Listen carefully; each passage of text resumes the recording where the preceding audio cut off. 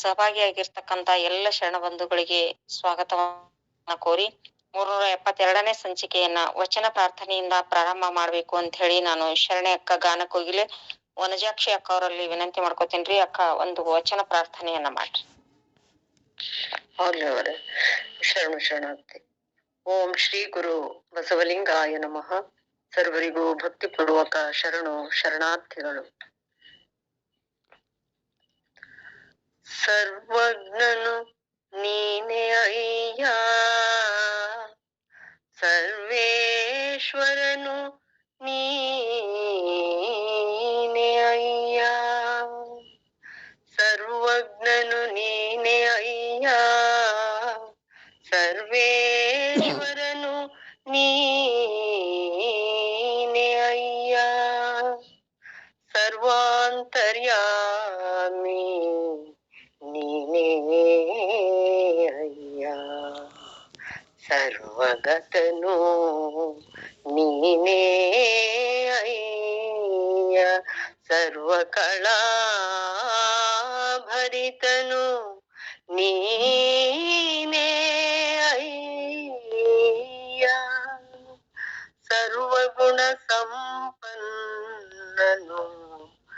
ನೀನೇ ಅಯ್ಯ, ಅಖಂಡೇಶ್ವರ ಅಖಂಡೇಶ್ವರ ಅಖಂಡೇಶ್ವರ, ಸರ್ವಜ್ಞನು ನೀನೇ ಅಯ್ಯ, ಸರ್ವೇಶ್ವರನು ನೀನೇ ಅಯ್ಯ, ಸರ್ವಾಂತರ್ಯಾಮಿ ನೀನೇ ಅಯ್ಯ, ಸರ್ವಗತನು ನೀನೇ ಅಯ್ಯ, ಸರ್ವಕಳಾ ಭರಿತನು ನೀನೇ ಅಯ್ಯ, ಸರ್ವಗುಣ ಸಂಪನ್ನನು ನೀನೇ ಅಯ್ಯ, ಅಖಂಡೇಶ್ವರ ಅಖಂಡೇಶ್ವರ ಅಖಂಡೇಶ್ವರ. ಸರ್ವರಿಗೂ ಭಕ್ತಿಪೂರ್ವಕ ಶರಣಾರ್ಥಿಗಳು.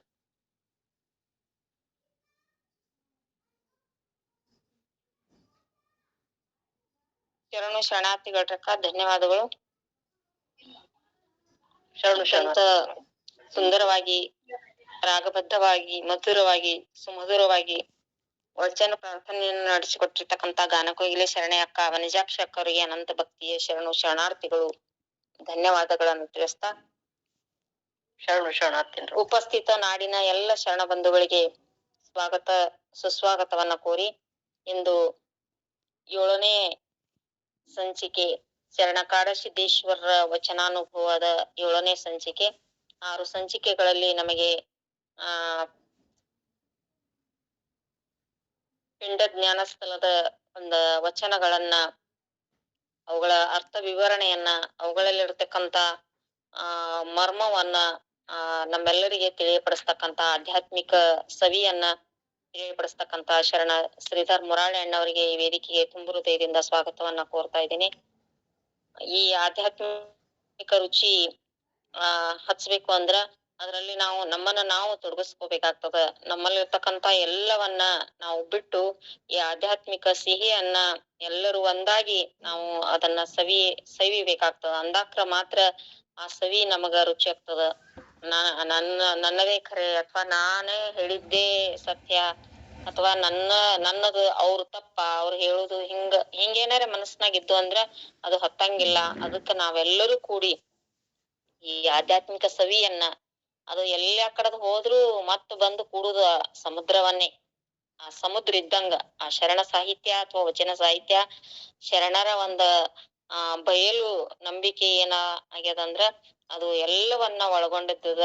ಅದಕ್ಕ ನಾವು ಆ ಒಂದು ಬಿಂದು ಇರ್ತೈತಿ, ಒಂದು ಮಳೆ ಹನಿ ಇರ್ತದ. ಅದಕ್ಕ ಏನ್ ಮಾಡ್ಬೇಕಾಗಿರ್ತದ ಅಂದ್ರ ಅದು ಯಾವ ಮಾರ್ಗದಿಂದಲ್ಲಾದ್ರೂ ಸಮುದ್ರವನ್ನೇ ಸೇರ್ತಕ್ಕಂತ ಗುರಿಯನ್ನ ಹೊಂದಿರ್ತದಲ್ಲ, ಅದೇ ರೀತಿಯಾಗಿ ನಾವೆಲ್ಲರೂ ಆ ಆಧ್ಯಾತ್ಮಿಕ ಮಹಾಸಾಗರವನ್ನ ಸೇರ್ತಕ್ಕಂತ ಬಿಂದುಗಳಾಗಿ ನಾವೆಲ್ಲಾ ತೊಡಕು ತೊಂದರೆಗಳನ್ನ ದಾಟಿ ಆ ಸಮುದ್ರವನ್ನ ಆಧ್ಯಾತ್ಮಿಕ ಮಹಾಸಾಗರವನ್ನ ಸೇರ್ತಕ್ಕಂತ ಸಾಧಕರು ನಾವೆಲ್ಲರೂ ಆಗೋಣ.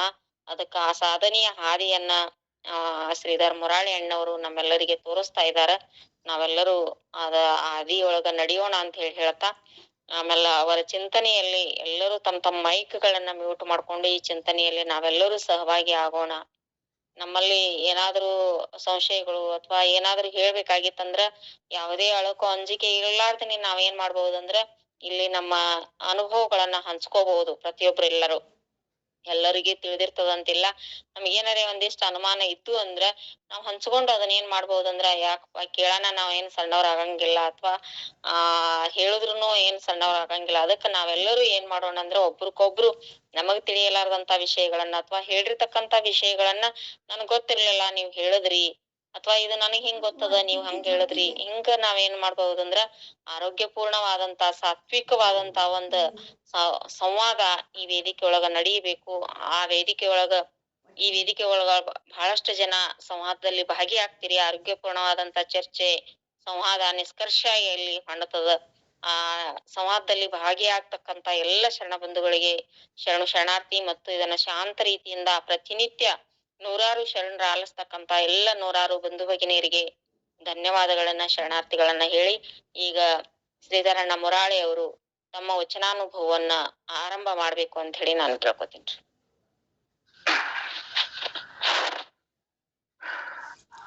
ಓಂ ಶ್ರೀ ಗುರು ಬಸವಲಿಂಗಾಯ ನಮಃ.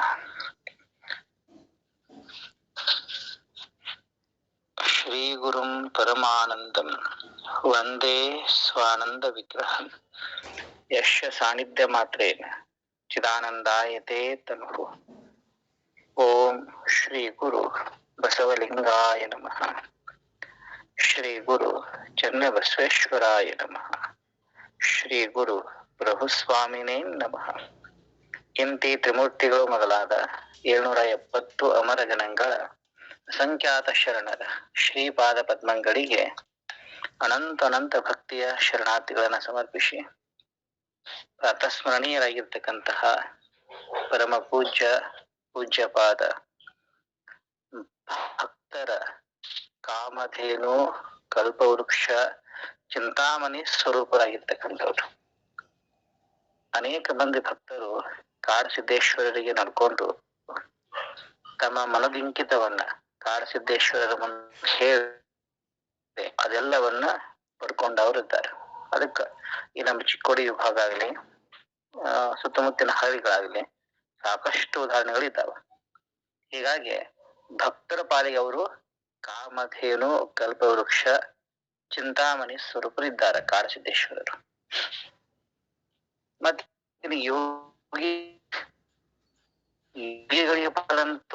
ಯೋಗಿಗಳಿಗಂತೂ ಯೋಗದ ಶಿಖಾಮಣಿ, ಪರತತ್ವದ ಸಾಕಾರ ಮೂರ್ತಿ, ಮಹಾಶಿವಯೋಗಿಗಳಿದ್ದಾರೆ. ಅವರು ಯಾರವ್ರ ಹತ್ರ ಹೋಗ್ತಾರ, ಅವರ ವಚನಗಳನ್ನ ಆಧಾರ ಇಟ್ಕೊಂಡು ಚಿಂತನೆಗೆ ತೊಡಗ್ತಾರ, ಅವರೆಲ್ಲರಿಗೂ ಪರತತ್ವದ ಜ್ಞಾನ, ಶಿವಯೋಗದ ಸಾಮರಸ್ಯ ಸುಖ ಎಲ್ಲರಿಗೂ ಪ್ರಾಪ್ತಿ ಆಗಿಯೇ ಆಗ್ತದ. ಇದರಲ್ಲಿ ಸಂಶಯನೇ ಇಲ್ಲ. ಆ ಪ್ರಕಾರವಾಗಿ ಅವರು ವಚನ ಸಾಹಿತ್ಯವನ್ನ ರಚನೆ ಮಾಡ್ಯಾರ. ಅದರಲ್ಲಿ ನಾವೀಗ ಪಿಂಡ ಜ್ಞಾನ ಸ್ಥಳದ ವಚನಗಳನ್ನ ಚಿಂತನೆ ಮಾಡಕತ್ತೀವಿ. ಈ ಪಿಂಡ ಜ್ಞಾನ ಸ್ಥಳದ ವಚನಗಳು ಬಹಳ ಒಂದಿಷ್ಟು ಬೆಳಗಿನ ವಚನಗಳಿದ್ದಂಗದವ. ಹೆಚ್ಚು ಕಮ್ಮಿ ಕಾಡಸಿದ್ದೇಶ್ವರರ ವಚನ ಮಾಲಿಕೆ ಏನದ, ಇವು ಬೆಳಗಿನ ವಚನಗಳಿಂದನೇ ಕೂಡ್ಕೊಂಡಿದ್ದಾವ. ಹೆಚ್ಚು ಕಮ್ಮಿ ಎಲ್ಲಾ ವಚನಗಳು.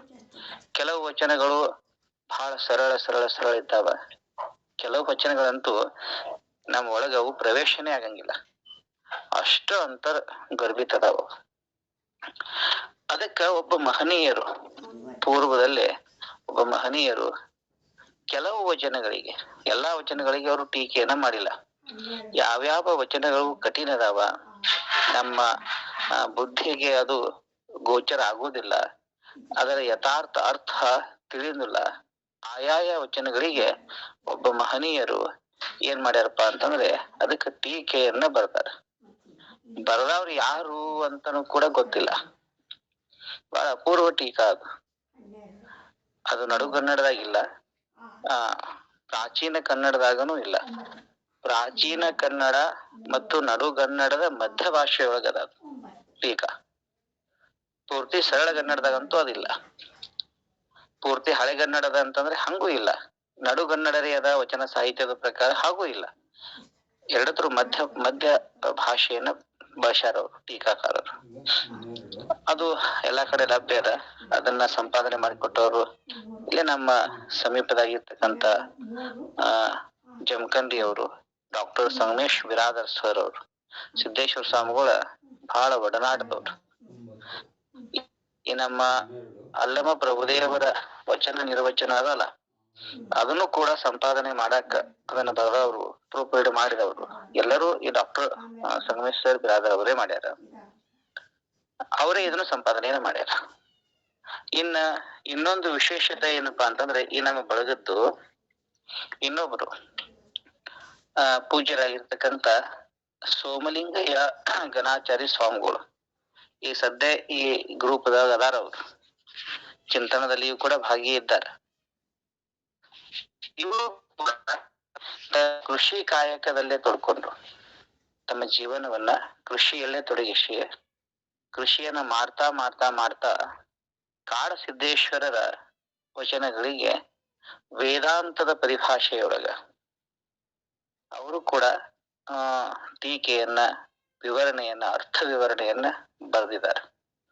ಅದು ಕೂಡ ಬಹಳ ಸುಯೋಗ್ಯ ಅದ ರೀ. ಸಾಧಕರಿಗೆ ಅದು ಕೈ ಹಿಡಿದು ನಡೆಸುವಂತ ಗ್ರಂಥ ಅದ. 2 ವ್ಯಾಲ್ಯೂಮ್ದಲ್ಲಿ ಅವರು ಮಾಡ್ಯಾರ. ಒಂದು ಕಾಡಸಿದ್ಧ ಶಿವಯೋಗಿ ವಚನ ಪ್ರದೀಪಿಕೆ ಭಾಗ 1 ಮತ್ತು ಭಾಗ 2 ಅಂತೇಳಿ 2 ಭಾಗದಲ್ಲಿ ಅವರು ಟೀಕೆಗಳನ್ನ ಮಾಡ್ಯಾರ. ಅವರು ಈ ಸದ್ಯ ಈ ಚಿಂತನದಲ್ಲಿ ಇದ್ದಾರೆ. ನಮ್ಮ ಈ ಗ್ರೂಪ್ ಈ ಚಿಂತನದಲ್ಲಿ ಅವರು ಭಾಗಿಯಾಗ್ಯಾರ. ಯಾರಿಗಾದ್ರೂ ಸಂಶಯಗಳಿದ್ದು ಅಂತಂದ್ರ ಏನ್ ಚಿಂತೆ ಮಾಡ್ಬೇಡ್ರಿ. ಲೇಖಕರು ಇದ್ದಾರ, ಪ್ರವಚನಕಾರರು ಇದ್ದಾರೆ. ನಿಸ್ಸಂಶಯವಾಗಿ ತಮ್ಮ ಅಂದ್ರ ನಮ್ಮ ಹೇಳೋ ಉದ್ದೇಶ ಏನಪ್ಪಾ ಅಂತಂದ್ರೆ, ನಮ್ಮ ಕಾಡಸಿದ್ದೇಶ್ವರರ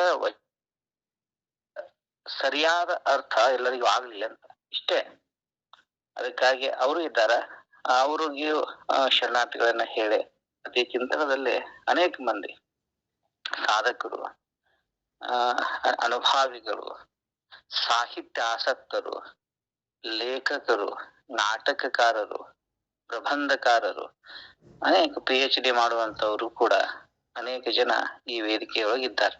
ಅವರೆಲ್ಲರಿಗೂ ಅನಂತ ಶರಣಾರ್ಥಿಗಳನ್ನ ಹೇಳಿ ನಾವು ಕಾಡಸಿದ್ದೇಶ್ವರರ ಪಿಂಡ ಜ್ಞಾನ ಸ್ಥಳದ ವಚನವನ್ನ ನಾವು ನೋಡೋಣ್ರಿ. ನಿನ್ನೆ ದಿನ ನಾವು ನೋಡಿದ್ವಿ ಪರತತ್ವದ ಸ್ವರೂಪದ ಬಗ್ಗೆ. ಒಂದಿಷ್ಟು ಕಾಡಸಿದ್ದೇಶ್ವರರು 1-2 ವಚನಗಳನ್ನ ಹೇಳ್ಯಾರ. ಅದರಲ್ಲೇ ಅಗಮ್ಯ ಅಗೋಚರವಾದ ಪರಬ್ರಹ್ಮವನು. ಪರಬ್ರಹ್ಮ ಹೇಗದ? ಅಗಮ್ಯ, ಗಮ್ಯ ಅಲ್ಲ. ಅದು ಯಾವುದಕ್ಕೂ ಗಮ್ಯ ಅಲ್ಲ. ಇಂದ್ರಿಯಗಳಿಗೂ ಗಮ್ಯ ಅಲ್ಲ, ಮನಬುದ್ಧಾದಿಗಳಿಗೂ ಕೂಡ ಅದು ಗಮ್ಯ ಅಲ್ಲ. ಅಗಮ್ಯವಾಗಿರುವಂಥದ್ದು. ಗೋಚರನೂ ಅಲ್ಲ ಪರಬ್ರಹ್ಮ. ಅಗಮ್ಯ ಅಗೋಚರವಾಗಿರ್ತಕ್ಕಂಥ ಪರಬ್ರಹ್ಮವನ್ನ ಪ್ರಮಾಣಕ್ಕೆ ತಂದು ಹೇಳುವಿರಯ್ಯ.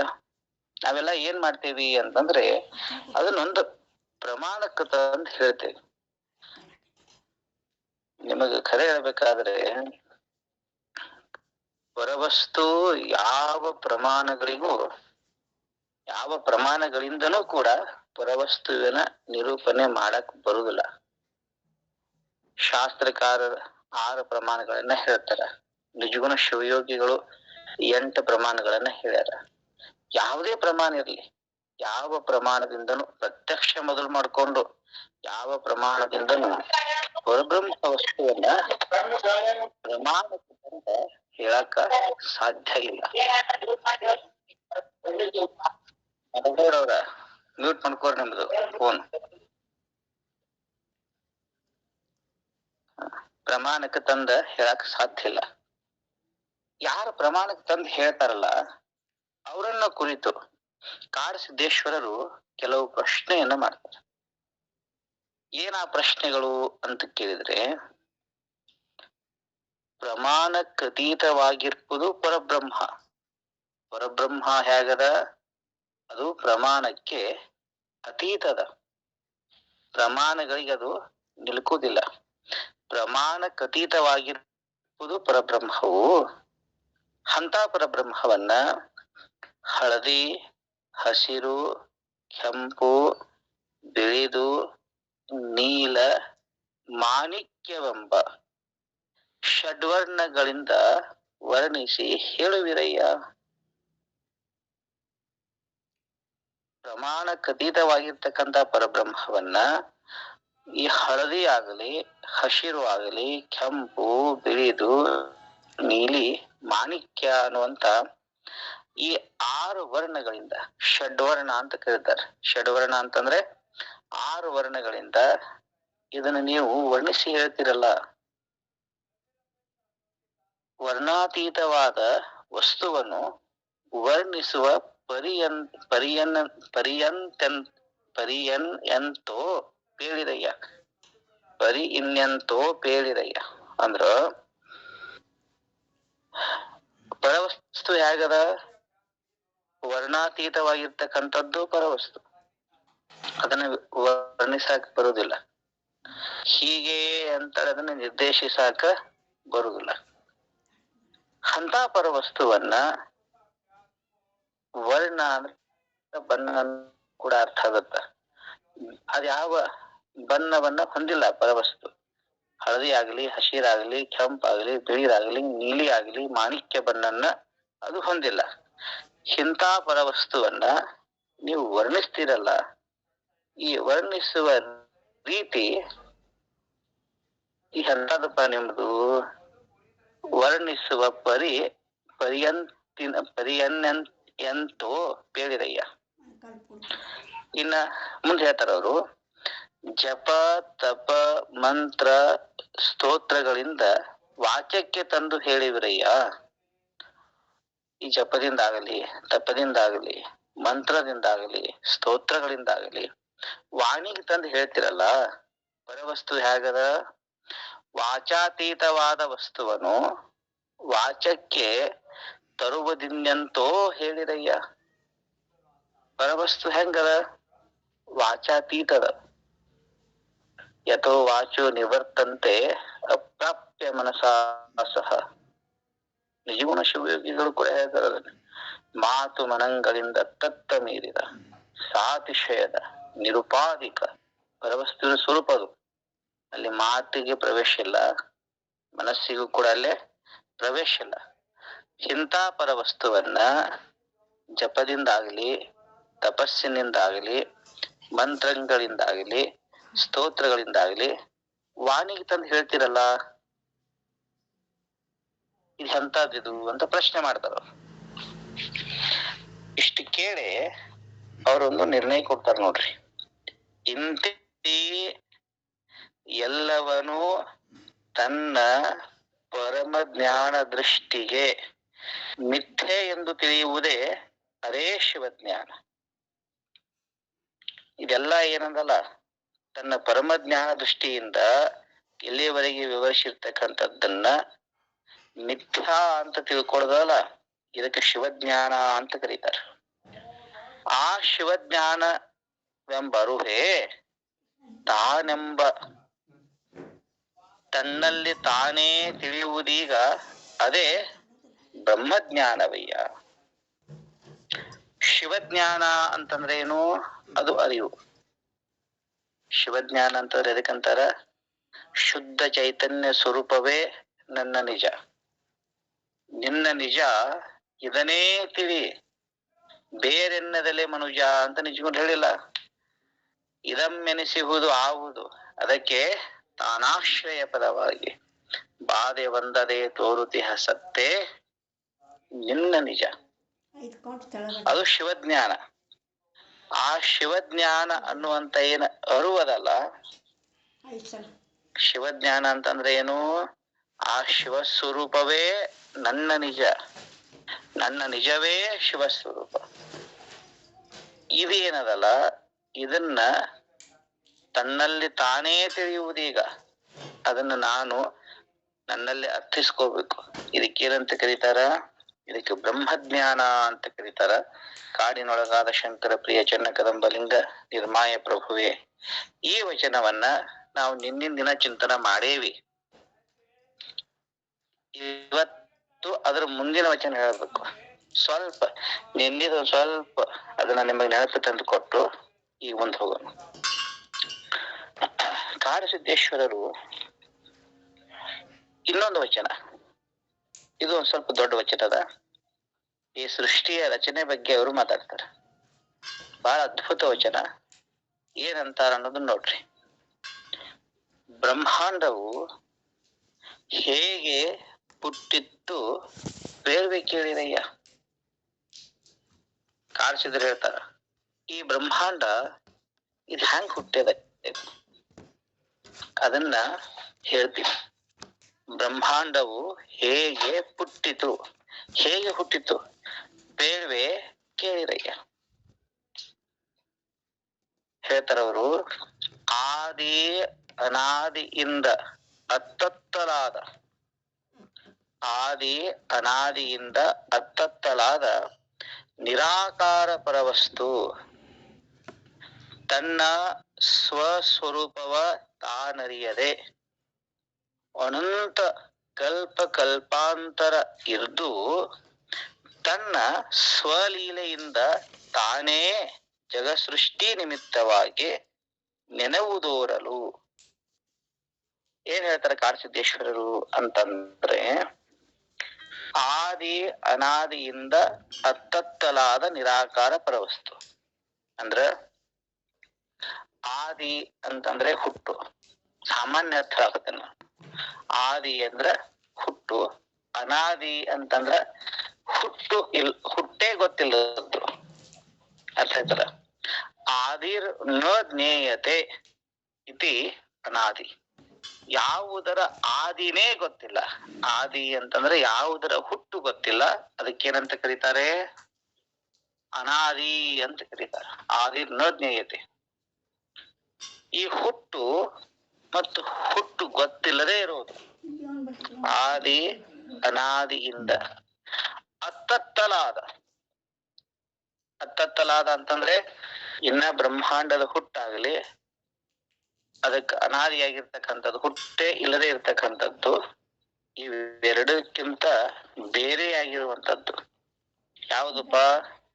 ನಿರಾಕಾರ ಪರವಸ್ತು ತನ್ನ ಸ್ವರೂಪವ ತಾನರಿಯದೆ. ಹೆಂಗಿತ್ತಪ್ಪ ಅಂತಂದ್ರೆ, ಪರವಸ್ತು ಮೂಲ, ಇನ್ನ ಸೃಷ್ಟಿ ಆಗೋಕ್ಕಿಂತ ಪೂರ್ವದ ವಿಚಾರ ಇದು. ಪರವಸ್ತು ಹೇಗದ? ತನ್ನ ಸ್ವರೂಪವ ತಾನರಿಯದೆ. ನಾನು ಯಾರಿದ್ದೇನೆ ಅನ್ನೋ ಜ್ಞಾನನೂ ಕೂಡ ಪ್ರಕಟ ಆಗಿಲ್ಲ. ತನ್ನ ಸ್ವರೂಪವ ತಾನರಿಯದೆ ಎಲ್ಲಿಯವರೆಗೆ ಇತ್ತಪ್ಪ ಅಂತಂದ್ರೆ, ಅನಂತ ಕಲ್ಪ ಕಲ್ಪಾಂತರ ಇತ್ತು. ಅನಂತ ಕಲ್ಪಗಳವರೆಗೆ, ಕಲ್ಪಾಂತರವರೆಗೆ ಅದಿತ್ತು. ತನ್ನ ಸ್ವಲೀಲೆಯಿಂದ ತಾನೇ ಜಗ ಸೃಷ್ಟಿ ನಿಮಿತ್ತವಾಗಿ ನೆನವುದೂರಲು. ಸ್ವಯಂಭೂವಾಗಿರುವಂತ ಆ ಪರವಸ್ತು, ಆ ಪರವಸ್ತುವಿನಲ್ಲೇ ಒಂದು ಲೀಲಾ ಆಯ್ತಂತ.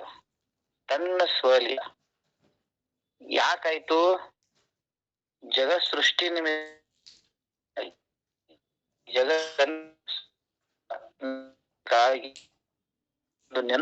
ಒಂದು ನೆನಪು ತೋರಿತಂತ.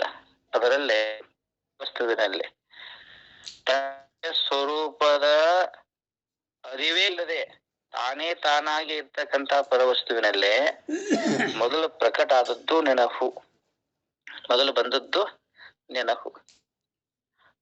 ಆ ನೆನಪು ನಿರ್ಧಾರವಾಗಿ ಯಾವಾಗ ಆ ನೆನಪು ನಿರ್ಧರಿಸಿತು, ಅದಕ್ಕೆ ಏನಂತ ಕರೀತಾರ? ಚಿತ್ತೆನಿಸಿತ್ತು. ಅದಕ್ಕೆ ಚಿತ್ತು ಅಂತ ಕರೀತಾರೆ. ಚಿತ್ತು ಅಂತಂದ್ರೆ ಅರಿವು ಅಂತ ಅರ್ಥ, ಜ್ಞಾನ ಅಂತ ಅರ್ಥ. ಅದರಲ್ಲಿ ಮೊದಲು ಬಂದದ್ದು ಯಾವುದು? ಜ್ಞಾನ. ಅದಕ್ಕ ಚಿತ್ತು ಅಂತ ಕೂಡ ಕರೀತಾರೆ. ಅನೇಕ ವಚನಗಳಲ್ಲೇ ನಾವು ನೋಡಿರಬಹುದು ಜ್ಞಾನ ಚಿತ್ತು ಅನ್ನೋ ಶಬ್ದವನ್ನು ಬಳಸ್ಯಾರ. ಹೌದಿಲ್ರಿ? ಜ್ಞಾನ ಚಿತ್ತು. ಜ್ಞಾನ ಅಂದ್ರನೂ ಅರಿವು, ಚಿತ್ತ ಅಂತಂದ್ರನೂ ಅರಿವೇ. ಅಲುಪ್ತ ಪ್ರಕಾಶತ್ವಂ ಚಿದ್ರೂಪತ್ವ. ಅಲುಪ್ತ ಪ್ರಕಾಶತ್ವಂ ಅಂತಂದ್ರೆ ತಾ ಲುಪ್ತ ಆಗದ ಎಲ್ಲವನ್ನ ಪ್ರಕಾಶ ಮಾಡುವಂಥದ್ದು. ಅದಕ್ಕ ಚಿತ್ತ ಅಂತ ಕರೀತಾರೆ. ಆ ಚಿತ್ತಿನಿಂದ ಚಿನ್ನಾದ ಚಿತ್ತಿಂದು ಚಿತ್ತ ಕಡೆಗಳು ಒಗೆದವು. ಅದೇನ್ ಚಿತ್ತದಲ್ಲ, ಆ ಚಿತ್ತಿನಿಂದ ಚಿನ್ನಾದ ಚಿದ್ದು ಚಿತ್ತ ಕಳೆಗಳು ಒಗೆದವು ಅಂದ್ರೆ ಹುಟ್ಟಿದವು ಅಂತ ಅರ್ಥ. ಅದರಿಂದ ಈ ಮೂರು ಹೊರ ಬರ್ತಾವ. ಇದು ಶರಣರ ಪರಿಭಾಷಾ. ಸೃಷ್ಟಿಯನ್ನ ಹೇಳಬೇಕಾದ್ರೆ ಶರಣರದೊಂದು ಪರಿಭಾಷೆ ಅದ. ಮೂಲ ಪರಶಿವ. ಆ ಪರಶಿವನಲ್ಲೇ ಮೊದಲು ಚಿತ್ತು ಪ್ರಕಟ ಆಗ್ತದ. ಆ ಚಿತ್ತಿನಿಂದ ಚಿನ್ನಾದ ಚಿದ್ದು ಚಿತ್ತುಗಳೆಗಳು ಹೊರಹೊಮ್ಮೆ ಬರ್ತಾವ. ಇದನ್ನೆಲ್ಲಾ ಶರಣರು ಕೂಡ ಹೇಳ್ಯಾರ್ರಿ. ಇದನ್ನ ಎಷ್ಟು ಮಂದಿ ಸೃಷ್ಟಿ ವಚನಗಳನ್ನ ಬರೆದಾರಲ್ಲ ಎಲ್ಲಾರು. ಬಸವಣ್ಣನವರನ್ನ ಮೊದಲು ಮಾಡ್ಕೊಂಡು 770 ಅಮರ ಜನಗಳ ಸೃಷ್ಟಿ ವಚನಗಳು ಎಷ್ಟು ನಮಗ ಲಭ್ಯ ಅದಾವಲ್ಲ. ಕಾಡಸಿದ್ದೇಶ್ವರರವರೆಗೆ, ನಮ್ಮ ಷಣ್ಮುಖ ಶಿವಯೋಗಿಗಳವರೆಗೆ, ಯಡಿಯೂರದ ಶ್ರೀ ಸಿದ್ಧಲಿಂಗೇಶ್ವರರವರೆಗೆ ಎಲ್ಲರೂ ಇದೇ ಕ್ರಮವನ್ನ ಅನುಸರಿಸ್ಯಾರ. ಆ ಮೂಲ ಚಿತ್ತಿನಿಂದ ಚಿನ್ನಾದ ಚಿದ್ದು ಚಿತ್ತುಕಳೆಗಳು ಪ್ರಕಟ ಆದವು ಅಂತ. ಒಗೆದವು ಅಂದ್ರೆ ಹುಟ್ಟಿದವು ಅಂತ ಅರ್ಥ. ಆ ಚಿತ್ತು ಯಾವ ಚಿತ್ತು? ಜ್ಞಾನ ಚಿತ್ತು. ಆ ಚಿತ್ತು ತ್ರಿವಿಧ ಮಲ ಸಹಿತವಾಗಿ ಚತುರ್ವಿಧವೂ ಗಟ್ಟಿಕೊಂಡು. ತ್ರಿವಿಧ ಮಲ ಸಹಿತವಾಗಿ ಅಂತಂದ್ರ ಇಲ್ಲಿ ನೀವು ತಪ್ಪು ಕಲ್ಪನೆ ಮಾಡ್ಕೊಳಕ್ ಹೋಗ್ಬೇಡ್ರಿ. ತ್ರಿವಿಧ ಮಲ ಅಂದಲ್ಲೇ ಸಾಮಾನ್ಯವಾಗಿ ಮಲ ಅಂತ, ತ್ರಿವಿಧ ಮಲ ಅಂತ ಎದಕ್ಕಂತಾರಪ್ಪ? ಯಾರೊಬ್ರು ಹೇಳ್ರಿ.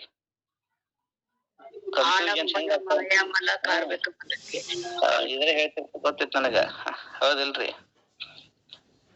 ನಾನು ಕೇಳ್ತೇನೆ ಈಗ ನಿಮ್ಮನ್ನ, ಆ ಮೂಲ ಚಿತ್ತುವಿನಲ್ಲೇ ತ್ರಿವಿಧ ಮಲಗಳು ಬಂದುನು ಹೆಂಗು?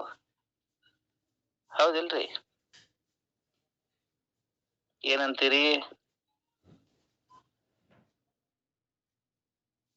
ಹೌದಿಲ್ರಿ? ಹೌದಪ್ಪರೇ, ಹೌದು. ಪ್ರಶ್ನೆ ಬರುತ್ತಲ್ಲ ಇದು ಈಗ. ಮೂಲ ಚಿತ್ತುವಿನಲ್ಲೇ ಮಲ ಐತ್ಯಾ? ಅದ ಅಂತಿರೋ ಇಲ್ಲಂತಿರೋ? ಇಲ್ಲ, ಮೂಲ ಚಿತ್ತಿನಲ್ಲಿಲ್ಲ. ಹೌದಿಲ್ರಿ? ಮತ್ತಿಲ್ಲಿ ಹೇಳಕತ್ತಾರಲ್ಲ, ಆ ಚಿತ್ತು ತ್ರಿವಿಧ ಮಲ ಸಹಿತವಾಗಿ ಅಂತೇಳಿ. ಏನಿದ್ರ ಅರ್ಥ?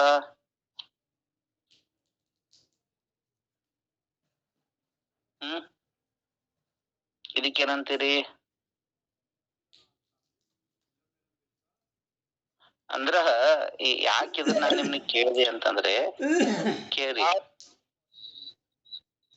ಏನ್ ಹೇಳ್ರಿ? ಹೇಳ್ರಿ, ಯಾರು ಏನ್ ಹೇಳಕತ್ತೀರಿ ಹೇಳ್ರಿ?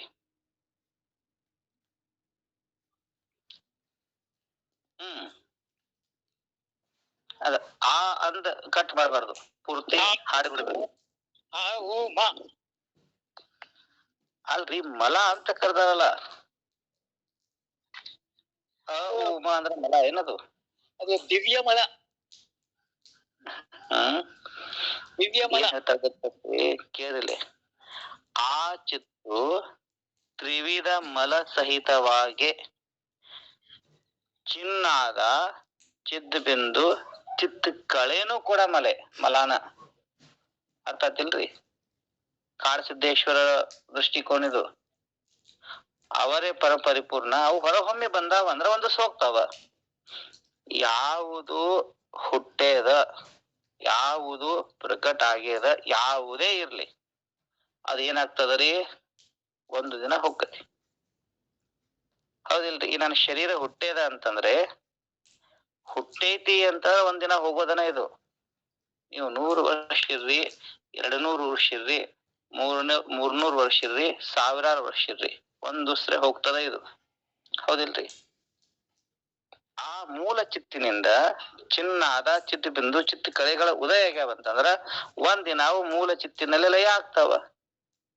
ಆದ್ದರಿಂದ ಆ ತ್ರಿವಿಧಗಳಿಗೆ ಇಲ್ಲಿ ಮಲ ಅಂತ ಕರ್ತಾರ ಕಾಡಿಸಿದ್ರು. ಅರ್ಥ ಆಯ್ತಲ್ರಿ? ಇಲ್ಲಿ ಆನವ ಕಾರ್ಮಿಕ ಮಾಯಾಮಲ ಅಲ್ಲ.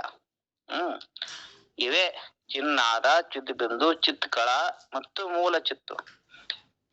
ಇವು ಚತುರ್ವಿಧವು ಗಟ್ಟಿಗೊಂಡು, ಇವು ನಾಲ್ಕಂದಲ್ಲೇ ಮೂಲ ಚಿತ್ತು, ಚಿನ್ನಾದ ಚಿತ್ತ ಬಿಂದು ಚಿತ್ಕಳ, ಈ 4 ಗಟ್ಟಿ ಆದವು ಅಂತಂದ್ರೆ, ಏಕಾಕಾರ ಆದವು ಅಂತಂದ್ರ ಅದ ಏನಾಗ್ತದ?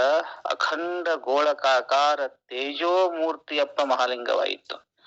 ಅವಾಗ ಅದಕ್ಕೆ ಮಹಾಲಿಂಗ ಅಂತ ಕರೀತಾರೆ. ಮಹಾಲಿಂಗ ಅಂದಲ್ಲೇ ಏನದ? ಅಲ್ಲೇ ಚಿನ್ನಾದದ, ಅಲ್ಲೇ ಚಿತ್ತ ಬಿಂದು ಅದ, ಅಲ್ಲೇ ಚಿತ್ಕಳ ಅದ, ಮೂಲ ಚಿತ್ತು ಅಲ್ಲೇ ಐತಿ. ಈ 4 ಸೇರಿದ್ದ ಮಹಾಲಿಂಗ.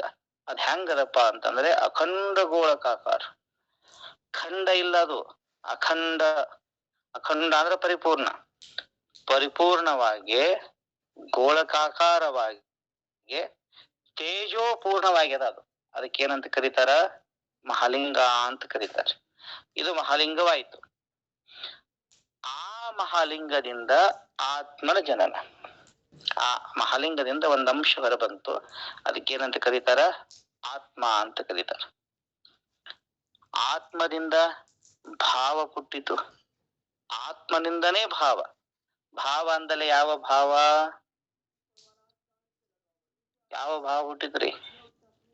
ಸದ್ಭಾವ ಅನ್ರಪ್ಪ. ಸದ್ಭಾವ ಅಲ್ರಿ, ಆತ್ಮನಿಂದ ಭಾವ ಹುಟ್ಟಿತು ಅಂತ ಹೇಳ್ತಾರ. ಯಾವ ಭಾವ ಹುಟ್ಟಿತು?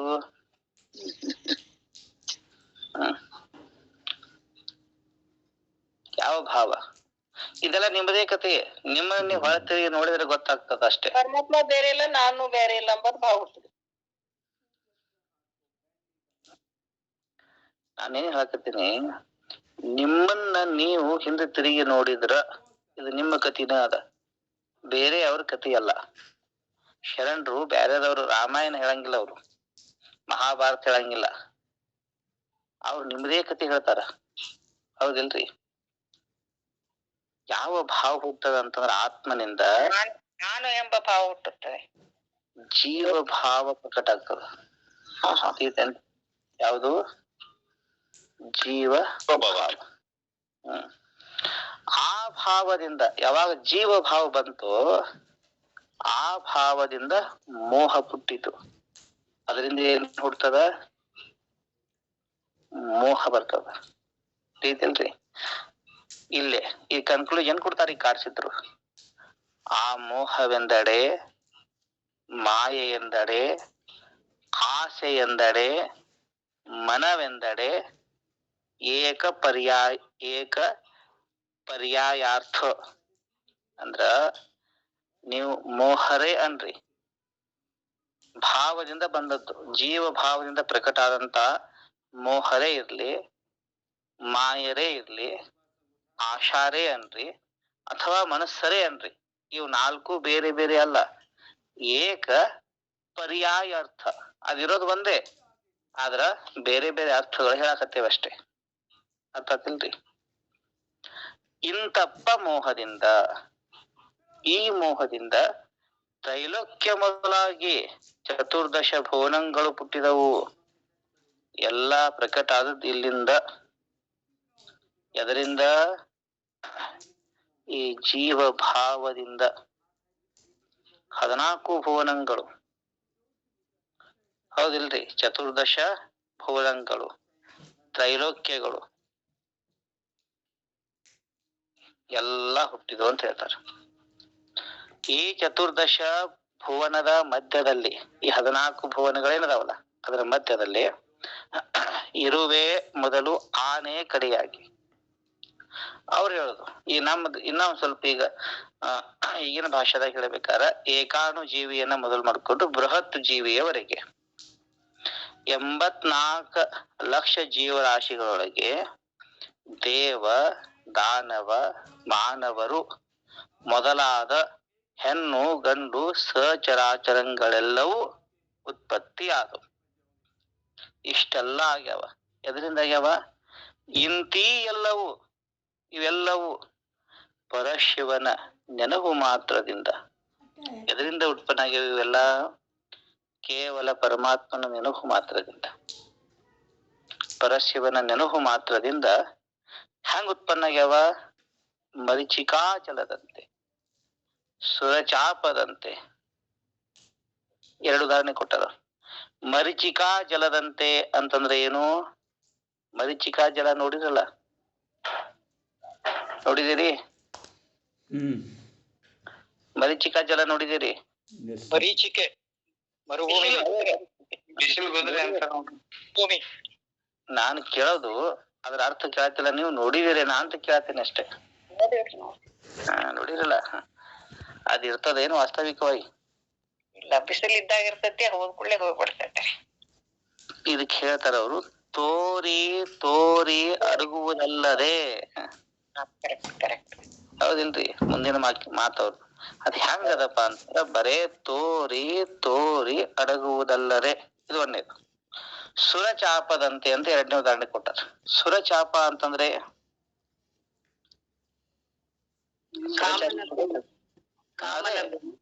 ಅದನ್ನ ನೋಡಿರಿ?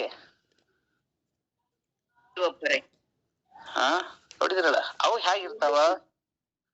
ತೋರಿ ತೋರಿ ಅಡಗುವುದಲ್ಲದೆ. ಹೌದಿಲ್ರಿ?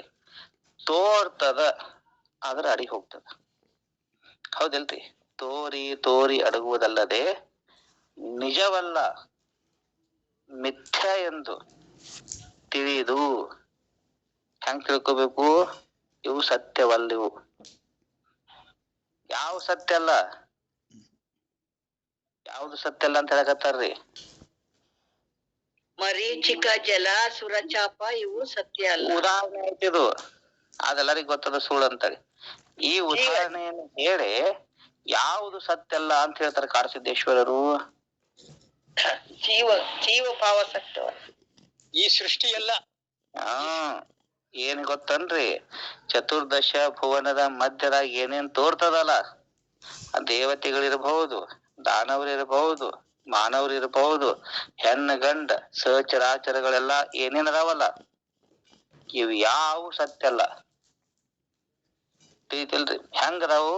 ಸುರಚಾಪದಂತೆ, ಮರೀಚಿಕಾ ಜಲದಂತೆ ತೋರಿ ತೋರಿ ಅಡಗುವುದಲ್ಲದೆ ನಿಜವಲ್ಲ, ಮಿಥ್ಯಾ ಎಂದು ತಿಳಿದು. ಎಲ್ಲ ತೋರ್ತದ ಅಡಗ್ತದ ರೀ. ಹೌದ ಇಲ್ರಿ? ಜಗತ್ತು ತೋರ್ತದ ಅಡಗ್ತದ. ಈಗ ತೋರಾಕತ್ತತಿ. ಹೆಂಗ್ ತೋರಾಕತ್ತತಿ? ಸತ್ಯದಂತೆ ತೋರ್ತದ. ಮಿಥ್ಯಾ ಪದದ ಅರ್ಥ ಏನ್ ಗೊತ್ತದಲ್ರಿ? ಇಲ್ಲಿ ಮಿಥ್ಯಾ ಅಂತ ಶಬ್ದ ಬಳಸ್ಯಾರ.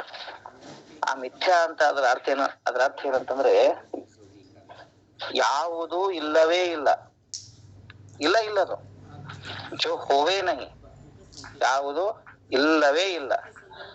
ಸ್ವಪ್ನ ಪದಾರ್ಥ ಕಿ ನ್ಯಾಯಿ. ಸ್ವಪ್ನ ಪದಾರ್ಥದಂತೆ. ಈ ನಮಗ ಸ್ವಪ್ನ ಬೀಳ್ತದ್ರಿಪ್ಪ, ಆ ಸ್ವಪ್ನ ಐತನದು? ಇಲ್ಲ ಇಲ್ಲ. ಆದರೆ ಸ್ವಪ್ನ ಸ್ಥಾನದಲ್ಲಿ ಅಂದ್ರ ಕನಸಿನೊಳಗ ಅದು ಸತ್ಯದಂತೆ ತೋರ್ತದ.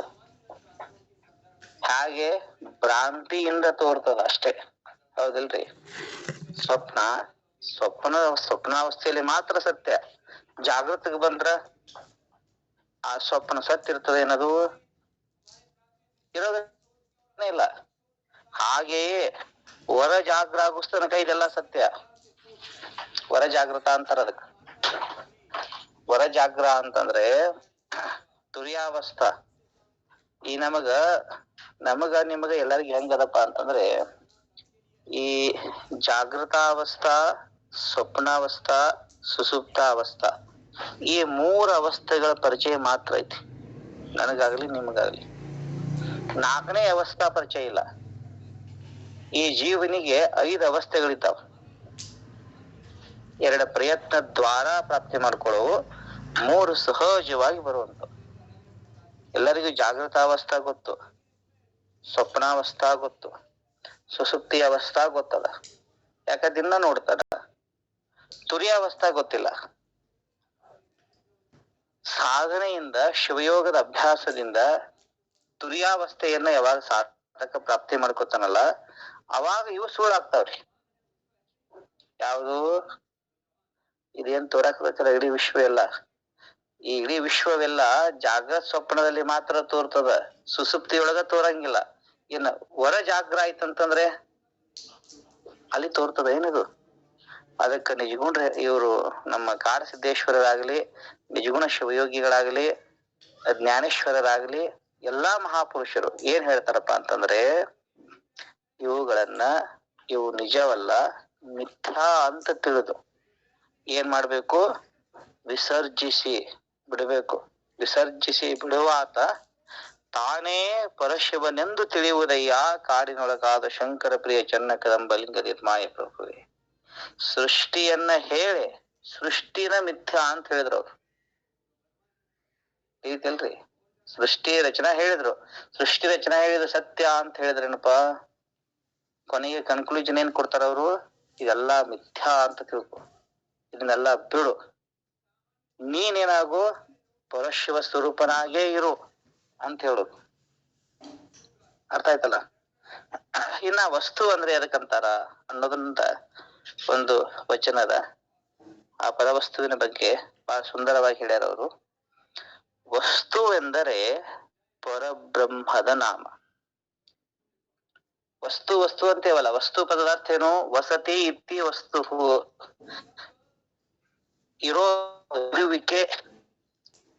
ಇರುವಿಕೆ ಅಂತಂದ್ರೆ ಬದಲಾಗದೇ ಇರುವಂತದ್ದು. ತ್ರಿಕಾಲ ಬಾಧಿತ್ವಾತ್, 3 ಕಾಲದಲ್ಲೇ ಬದಲಾಗದೆ ಇರುವಂತದಕ್ಕ ಇರುವಿಕೆ ಅಥವಾ ವಸ್ತು ಅಂತ ಕರೀತಾರೆ. ಆ ವಸ್ತು ಅಂದ್ರೆ ಏನದು? ವಸ್ತುವೆಂದರೆ ಪರಬ್ರಹ್ಮದ ನಾಮ, ಪರಬ್ರಹ್ಮದ ಹೆಸರು ಅದು. ಆ ವಸ್ತುವಿನ ಕಳೆ ಹಂಗದನ್ನು ಹೇಳ್ತಾರೆ, ಕೇಳಿಲ್ಲ. ಅಂತಪ್ಪ ವಸ್ತುವಿನ ಕಳೆ, ವಸ್ತುವಿನ ನಿಲುವು ಬೇಳುವೆ ಕೇಳಿರಯ್ಯ, ಅನುಭವಿಗಳು ಹೇಳೋ ಮಾತಿದು. ಅದ್ ಹೆಂಗರ ಅದಪ್ಪ ವಸ್ತು, ಅದ್ರ ಕಳ ಹೆಂಗದ ಅದನ್ನ ನಾನು ಹೇಳ್ತೀನಿ ಅಂತಾರ ಅವರು. ಹಾಗದ? ಅನಂತ ಹಸ್ತ, ಸಗುಣ ರೂಪ ನೋಡ್ರಿ ಪರಮಾತ್ಮ ಹೇಗದ. ಅನಂತ ಹಸ್ತ, ಅನಂತ ಪಾದ, ಅನಂತ ಮುಖ, ಅನಂತ ನಯನ, ಅನಂತ ಕರಣ, ಅನಂತಾನಂಗ, ಅನಂತ ಮಿಂಚಿನ ಲತೆ ಪ್ರಕಾಶದಂತೆ. ಅರ್ಥ ಆಗ್ತದಲ್ಲ? ಸರಳ ಶಬ್ದಗಳಿದ್ದಾವ. ಅನಂತ ಚಂದ್ರ ಸೂರ್ಯ ಪ್ರಕಾಶದಂತೆ. ಒಂದ ಚಂದ್ರ ಸೂರ್ಯನ ಪ್ರಕಾಶನ ನೋಡಕ್ಕಾಗಿ ನಮ್ ಕಣ್ಣಿಗೆ, ಅನಂತ ಅಂತರಹಿತವಾದಂತಹ ಚಂದ್ರ ಸೂರ್ಯ ಪ್ರಕಾಶದಂತೆ. ಅನಂತ ವಜ್ರ ವೈಡೂರ್ಯ ಮಾಣಿಕ್ಯದ ಪ್ರಕಾಶದಂತೆ. ಇಂತೀ ನಿಲುವನು, ಇಂತೀ ಪ್ರಕಾಶವನು, ಈ ತರದ ನಿಲುವಿಕೆಯನ್ನ, ಈ ತರದ ಪ್ರಕಾಶವನ್ನ ಗರ್ಭೀಕರಿಸಿಕೊಂಡು ಅಂದ್ರೆ ತನ್ನೊಳಗೆ ಇಟ್ಕೊಂಡು, ಆದಿ ಅನಾದಿ ಸುರಾಳ ನಿರಾಳ ಶೂನ್ಯ ನಿಶೂನ್ಯದಿಂದ ಅತ್ತತ್ತಲಾದ ಪರವಸ್ತು ಇವೆಲ್ಲದಕ್ಕಿಂತ ಆ ಕಡೆ ಇರುವಂತದ್ದು. ಇದು ಪದದ ಅರ್ಥ ಹೇಳಿ ನಾನು. ಆದಿ ಅಂದ್ರೆ ಏನು, ಅನಾದಿ ಅಂದ್ರೆ ಏನು, ಸುರಾಳ ಅಂದ್ರೆ ಏನು, ನಿರಾಳ ಅಂದ್ರೆ ಏನು, ಶೂನ್ಯ ನಿಶೂನ್ಯ, ಇದೆಲ್ಲ ಮೊದಲನೇ ವಚನದಲ್ಲೇ ಬಂದದ. ಇದೆಲ್ಲದಕ್ಕಿಂತ ಅತ್ತತ್ತ ಇರುವಂತದ್ದು ಆ ಪರವಸ್ತು. ಹೇಗದ? ಅದು ಸ್ವಯಂಭೂವಾಗಿತ್ತು. ಅದು ಸ್ವಯಂಭೂ, ಸ್ವಯಂ ಪ್ರಕಾಶ. ಭೂ ಅಂದ್ರೆ ಜನನ, ಅದನ್ನ ಯಾರು ಹುಡ್ಸಿಲ್ಲ, ಪರಮಾತ್ಮನನ್ನ ಯಾರು ಹುಡ್ಸಿಲ್ಲ, ತಾನೇ ಇರುವಂತದ್ದು. ಸ್ವಯಂಭೂ ಅದ. ಅದು ಸ್ವಯಂಭೂವಾಗಿತ್ತು. ತನ್ನ ವಿನೋದಕ್ಕೆ ತಾನೇ ಶಂಭು ರೂಪದಿಂ. ಆ ಪರವಸ್ತುವೇ ತನ್ನ ವಿನೋದಕ್ಕೆ ಅವೇನಾಗ್ಯಾನ? ಶಂಭು ರೂಪವನ್ನು ಹೊಂತಾನ. ಇದನ್ನೇ ಪ್ರಭುದೇವರು ಲೀಲೆಯಾದಡೆ ಉಮಾಪತಿ, ಉಮಾಪತಿ ಅಂದ್ರೆ ಶಂಭು, ಲೀಲೆನಿಂದಡೆ ಸ್ವಯಂಭೂ. ಹೌದಿಲ್ರಿ? ಅವ ಇರಾಮ ಸ್ವಯಂಭೂ, ಲೀಲೆಯಿಂದ ಏನಾಗ್ತಾನ ಶಂಭೂ ರೂಪವನ್ನ ಆಗ್ತಾನ. ಶಂಭೂ ರೂಪದಿಂದ ಲೀಲಾಮೂರ್ತಿಯಾಗಿ ಅನೇಕ ಲೀಲೆಗಳು, ಒಂದೆರಡು ಅವನು ಲೀಲೆಗಳ್ರಿ, ಅನೇಕ ಲೀಲಾಮೂರ್ತಿಗಳಾಗ್ಯಾನ. ಲೀಲಾಮೂರ್ತಿಯಾಗಿ ಇಂತೀ ನಿಲವನು ಇಂತೀ ಕಳೆಯನ್ನು ಧರಿಸಿ ಮಹಾಘನ ಘನ ಮಹಾಲಿಂಗವಾಗಿರ್ಪನು. ಅವ ಏನಾಗ್ತಾನಪ್ಪ ಅಂದ್ರೆ ಪರಮಾತ್ಮ ಶಂಭು ರೂಪನೂ ಆಗ್ಯಾನ, ಲೀಲಾಮೂರ್ತಿನೂ ಆಗ್ಯಾನ, ಅನೇಕ ನಿಲುವನ್ನ ಹೊಂದ್ಯಾನ, ಅನೇಕ ಕಳೆಗಳನ್ನ ಇಂತಿ ಇಂತಿ ಅಂತಂದ್ರೆ ಮೇಲ್ ಹೇಳಿದಾರಲ್ಲ, ಅನಂತ ಪಾದ, ಅನಂತ ಆ ರೂಪ, ಆ ಚಂದ್ರ ಸೂರ್ಯರ, ಅನಂತ ಚಂದ್ರ ಸೂರ್ಯರ ಪ್ರಕಾಶದ ಕಳೆ, ಈ ತರದ ಕಳೆಗಳನ್ನ ಧರಿಸಿ ಹೇಗದನಪ್ಪ ಅಂದ್ರೆ ಪರಮಾತ್ಮ ಮಹಾಘನ ಲಿಂಗವಾಗಿರ್ಪನು. ಅವ ಮಹಾಘನ ಲಿಂಗ ಸ್ವರೂಪದಾನ. ಇನ್ನು ಆ ಮಹಾಘನ ಲಿಂಗವನ್ನ, ಅಂತಪ್ಪ ಮಹಾಘನ ಲಿಂಗವನ್ನು ಬಹಿಷ್ಕರಿಸಿ ಶ್ರೀ ಗುರು ಶಿಷ್ಯನ ಕರಸ್ಥಲಕ್ಕೆ ಇಷ್ಟಲಿಂಗವ ಮಾಡಿ, ಆ ಪರಮಾತ್ಮನನ್ನೇ ಶ್ರೀ ಗುರು ಏನ್ ಮಾಡ್ತಾನೆ, ಅವನನ್ನ ಬಹಿಷ್ಕರಿಸ್ತಾನ. ಬಹಿಷ್ಕರಿಸೋದಂದ್ರೆ ಏನು? ಹೊರಗಪ್ಪದಲ್ರಿ, ಅವನನ್ನ ಅಲ್ಲಿಂದ ಇಲ್ಲಿ ಪ್ರಕಟ ಆಗುವಂಗ ಮಾಡ್ತಾನ. ಅಲ್ಲಿಂದ ಹೆಂಗಿರುವಂತ ಪರಮಾತ್ಮನನ್ನ, ನಿರ್ಗುಣ ನಿರಾಕಾರವಾಗಿರುವಂತ ಪರವಸ್ತುವನ್ನ ಸಗುಣ ಸಾಕಾರಕ್ಕೆ ತರ್ತಾನ ಶ್ರೀ ಗುರು. ಅರ್ಥ ಆಯ್ತಿಲ್ರಿ? ಅಂತಪ್ಪ ಘನ ಮಹಾಲಿಂಗವನ್ನು ಬಹಿಷ್ಕರಿಸಿ ಶ್ರೀ ಗುರು ಶಿಷ್ಯನ ಕರಸ್ಥಲಕ್ಕೆ ಇಷ್ಟಲಿಂಗವ ಮಾಡಿ, ಅದನ್ನ ಇಷ್ಟಲಿಂಗ ರೂಪವನ್ನ ಮಾಡಿ ತೋರಿ ಕೊಟ್ಟ ಬಳಿಕ, ಅವಾಗ ಅದನ್ನು ತೋರಿಸಿ ಕೊಡ್ತಾನ ಶ್ರೀ ಗುರು. ತೋರಿಸಿ ಕೊಟ್ಟ ಬಳಿಕ ಆ ಲಿಂಗದಲ್ಲಿ ಸಾಧಕ ಏನ್ ಮಾಡ್ಬೇಕಪ್ಪ ಅಂತಂದ್ರೆ, ಆ ಲಿಂಗದಲ್ಲಿ ತನ್ನ ತನುವನ್ನು ಅಡಗಿಸಿ, ಇದನ್ನ ಸರಿಯಾಗಿ ಅರ್ಥ ಮಾಡ್ಕೋರಿ, ಆ ಇಷ್ಟಲಿಂಗದಲ್ಲೇ ತನ್ನ ತನು ಅಡಗಬೇಕು. ಆ ತನುವಿನಲ್ಲೇ ಆ ಲಿಂಗವ ಸಂಬಂಧಿಸಿ, ಲಿಂಗದಲ್ಲೇ ತನು ಅಡಗಬೇಕು, ಆ ತನುವಿನಲ್ಲೇ ಲಿಂಗ ಸಂಬಂಧಿಸಿರ್ಬೇಕು. ಇದು ಶಿವಯೋಗ. ಇದಕ್ಕೆ ಲಿಂಗಾಂಗ ಸಾಮರಸ್ಯ ಅಂತ ಕರೀತಾರೆ. ಹೆಂಗ ಆಗ್ಬೇಕಪ್ಪ ಅಂತಂದ್ರೆ, ಅವ ಸಿಖಿ ಕರ್ಪೂರ ಸಂಯೋಗದ ಹಾಗೆ. ಸಿಖಿ ಮತ್ತು ಕರ್ಪೂರ ಹಚ್ಚಿರಲ್ಲ ಮಂಗಳಾರತಿ ಬೆಳಬೇಕಾರ, ಬರೇ ಸಂಯೋಗ ಆಯ್ತಂತಂದ್ರ ಕರ್ಪೂರ ಅಗ್ನಿನೇ ಆಗ್ಬಿಡ್ತದ. ಹೌದಿಲ್ರಿ? ಹಂಗ ಆ ಲಿಂಗಕ್ಕ ಈ ಅಂಗ ಸಂಬಂಧ ಆಯ್ತಂತಂದ್ರೆ ಅಂಗ ಲಿಂಗನೇ ಆಗ್ತದ. ಸಿಖಿ ಕರ್ಪೂರದ ಸಂಯೋಗದ ಹಾಗೆ ಅಂಗ ಲಿಂಗ ಎಂಬ ಉಭಯ ನಾಮ ನಷ್ಟವಾಗಿರ್ಪಾತನೆ. ಅಲ್ಲಿ ಅಂಗ ಮತ್ತು ಲಿಂಗ ಅಂತ ಉಭಯ ನಾಮ ಇರಂಗಿಲ್ಲ, ಎರಡೆರಡು ಇರಂಗಿಲ್ಲ. ಇದು ಅಂಗಪ್ಪ, ಇದು ಲಿಂಗ, ಹಿಂಗಿಲ್ಲ. ನಷ್ಟವಾಗಿರ್ಪಾತನೆ ಶಂಭು ಸ್ವಯಂಭೂಗಿಂತ ಅತ್ತತ್ತ ತಾಣೆ ನೋಡ ಅಂತ ಈ ಶಬ್ದ ಬಳಸ್ತಾರೆ ಇಲ್ಲಿ. ಇದು ವಿಶೇಷದ. ಇವ ಹೇಗಾಗ್ತಾನ? ಶಂಭುವಿನಿಗಿಂತನೂ ಅತ್ತತ್ತ, ಸ್ವಯಂಭೂಕ್ಕಿಂತನೂ ಅತ್ತತ್ತ ಆಗ್ತಾನಂತ. ಲಿಂಗಾಂಗ ಸಾಮರಸ್ಯ ಪಡೆದಂತವ. ಅಂದ್ರೆ ಹೆಂಗೆ? ಶಂಭು ಎಂದಡೆ ಇಷ್ಟಲಿಂಗ ಸಗುಣ ರೂಪ, ಸ್ವಯಂಭೂ ಎಂದಡೆ ಪ್ರಾಣಲಿಂಗ. ಅವ ಸ್ವಯಂ ಪ್ರಕಾಶ ರೂಪ ಇರೋದು ಪ್ರಾಣಲಿಂಗ.